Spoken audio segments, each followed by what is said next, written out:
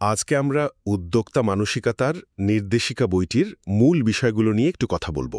দেখুন, এই গাইডলাইনটা কিন্তু শুধু টিপস বা কৌশল নিয়ে না, বরং একজন সফল উদ্যোক্তা হতে গেলে যে মনের জোর আর দৃষ্টিভঙ্গি দরকার সেটাই এর ফোকাস। তো চলুন দেখি কি কি জরুরি বিষয় আছে এখানে। প্রথমত, গ্রোথ মাইন্ডসেট, মানে ব্যর্থ হলে ভয় না পেয়ে সেখান থেকে শেখা।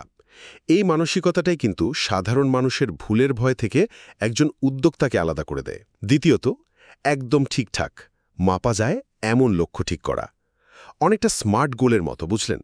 এটা আপনার ব্যবসাকে ঠিক পথে রাখতে সাহায্য করবে। তৃতীয়ত, শুধু পজিটিভ থাকা না, বরং যে কোনো পরিবর্তনের মধ্যে সুযোগ খুঁজে বের করার চেষ্টা করা, মানে চ্যালেঞ্জকে ভয় না পেয়ে কাজে লাগানো। চতুর্থত, আসল ফোকাসটা থাকবে ভ্যালু বা মূল্য তৈরিতে, মানে শুধু জিনিস বেচা না, কাস্টমারের কোনো সমস্যার সত্যিকারের সমাধান দেওয়া। পঞ্চমত, এটা কিন্তু খুব জরুরি, লম্বা সময় ধরে কাজ করতে হলে নিজের শরীর আর মনের যত্ন নেওয়া। এটা কোনো লাক্সারি না, মাস্ট। ষষ্ঠত, যারা সফল তাদের অভিজ্ঞতা থেকে শিখুন।